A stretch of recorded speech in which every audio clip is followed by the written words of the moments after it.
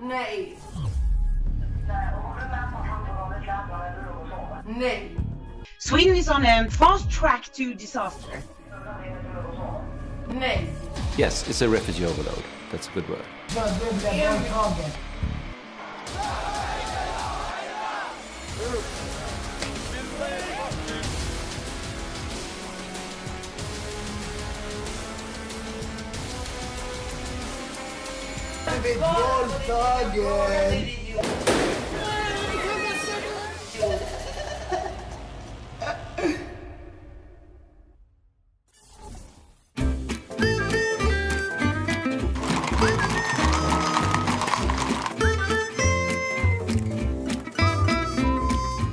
Sweden is traditionally known as the land of ice hockey, herring, meatballs, and Vikings.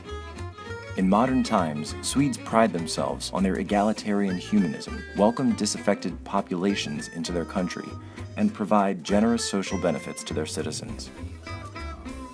But what really is the situation in Sweden?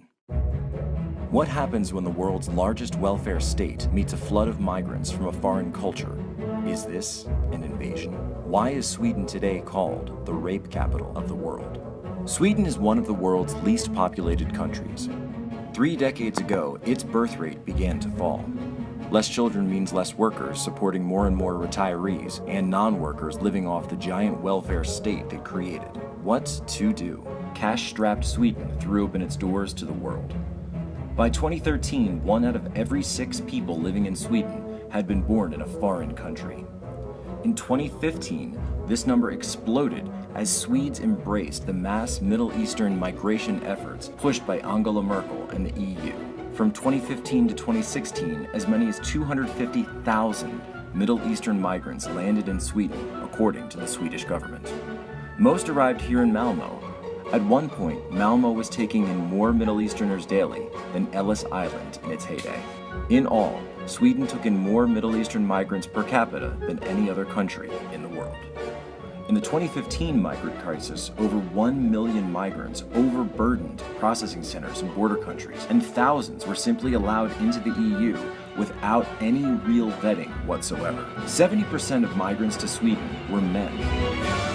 Cases of tuberculosis and antibiotic-resistant infection began being reported in record numbers for the first time in generations. Gang violence erupted as existing gangs of Somalis and Iraqis and others squared off against new arrivals, creating turf wars in what are now known as no-go zones, where even police dare not enter. There were over 70 car bombings in 2016, an endless string of shootings, even hand grenades attacks that left children dead.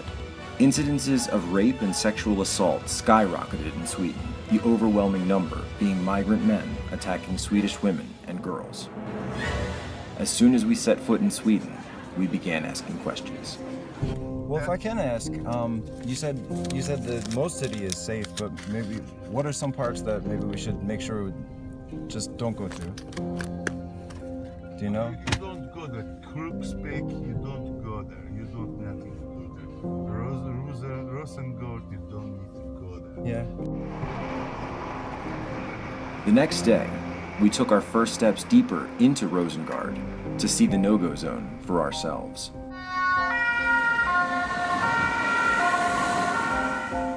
Just 1 day before we arrived in country, we learned that a 16-year-old boy was shot and killed at a bus stop in the Rosengård no-go zone.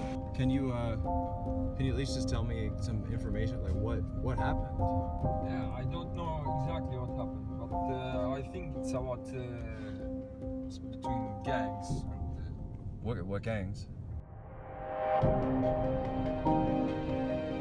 The time when the migration crisis really hit Europe was around 2011-2013. As you can see on the chart on screen, in 2013 there were about 300 attacks in Sweden. In 2016 it was 35. Notable incidents, for example this summer when an 8-year-old child was killed when a hand grenade was thrown through the window in the room he was in. That seemed to have been because of a Somali gang fight.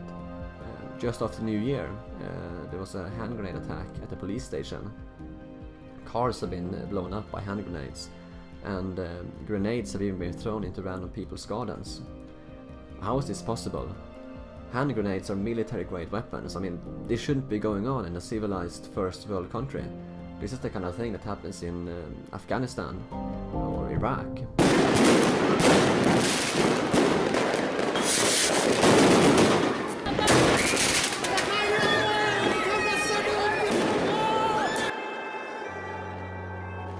Swedish citizen journalist Josh D. actually stood in the square on New Year's Eve and filmed the attacks with his GoPro. We wanted to find out what drove him to travel there that night, camera in hand, and how the country and the media responded to his footage. The New Year's Eve in Möllevången, where we are, tends to be chaotic, almost dangerous if you're in the wrong place.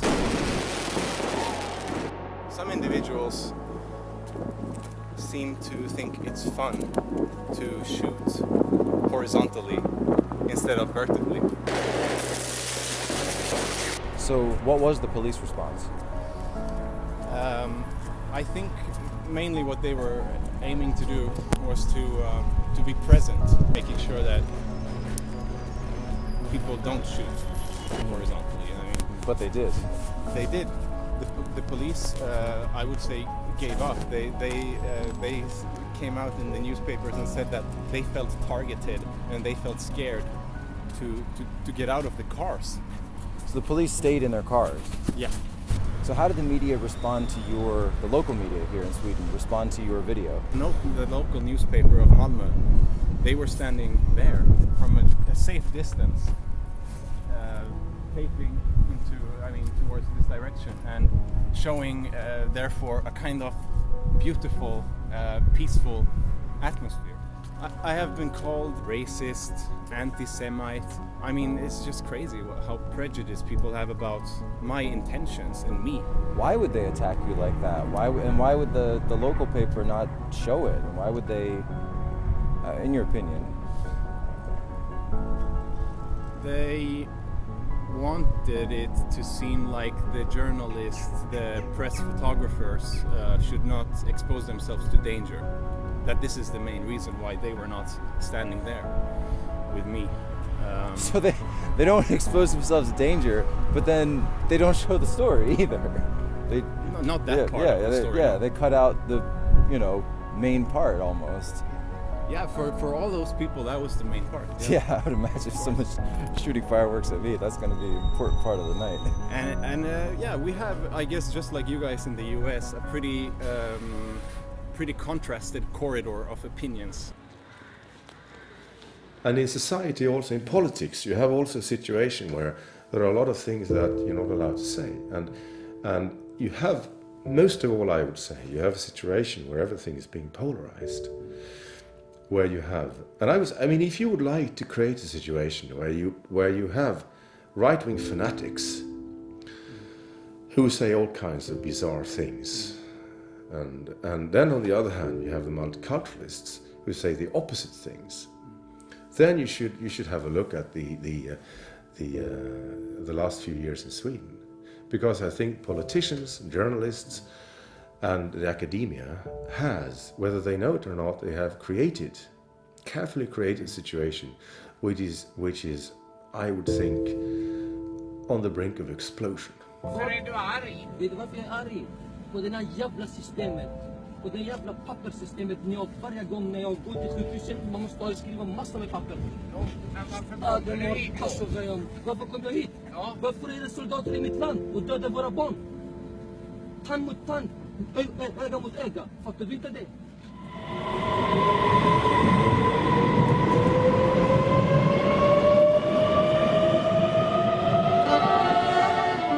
After hearing about the Swedish government's lack of will to enforce the law in these areas, and the way their state-connected media covered up facts about the cases, we heard about Roberta. Roberta is a Brazilian citizen who had a son with a Danish government official who lives in Sweden. After her divorce and attempt to return home to Brazil with her son, she was sentenced to 2 years in Swedish prison.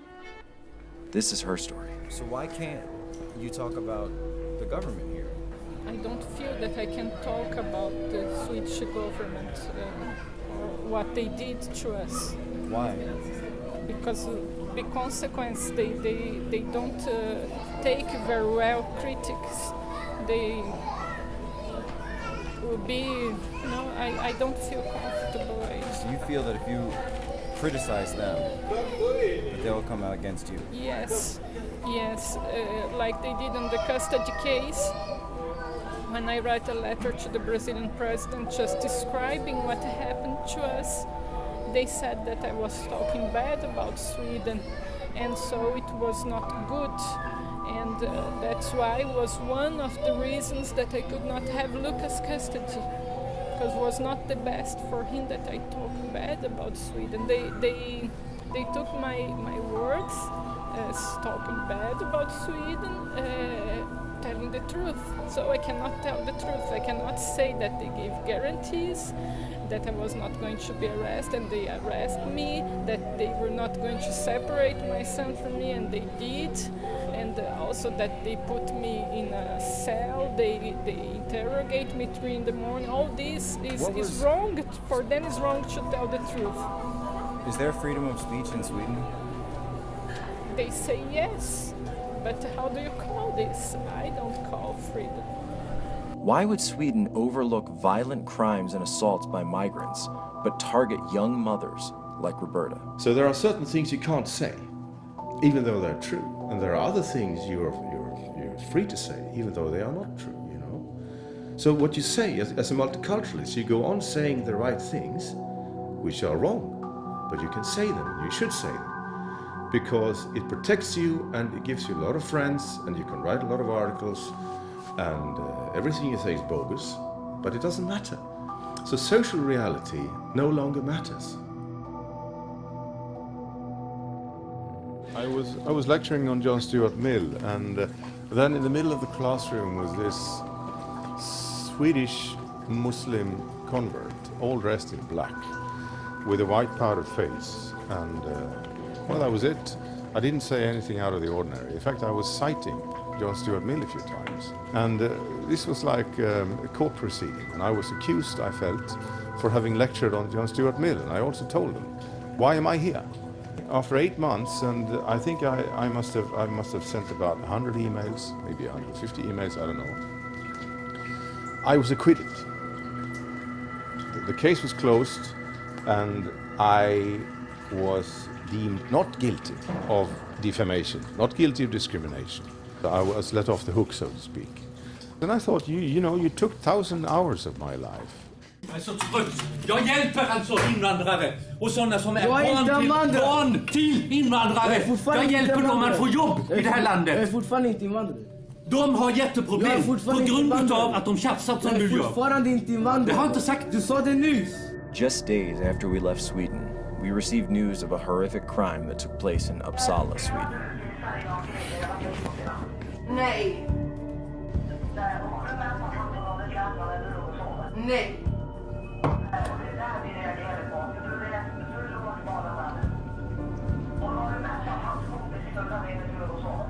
Nej. Så du blev våldtagen? Emil, där fick vi fram svaret. Emil, du vet... Nej, där fick vi fram svaret. Du har blivit våldtagen.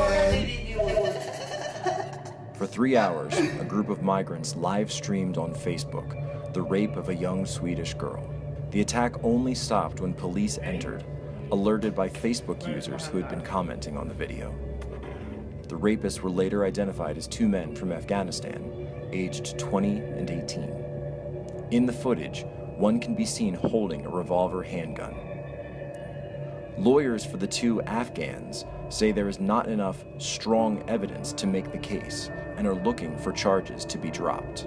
This is a sad reminder of the situation Sweden faces as a country of 400 rape incidences in 1975 is now topping 6,500 yearly. Statistics show 77% of rapes committed in Sweden are committed by just 2% of the population, Middle Eastern males. Only time will tell if Sweden will be able to alter this fate, or if this once great country has been forever changed. Jack Posobiec, reporting for Cernovich Media.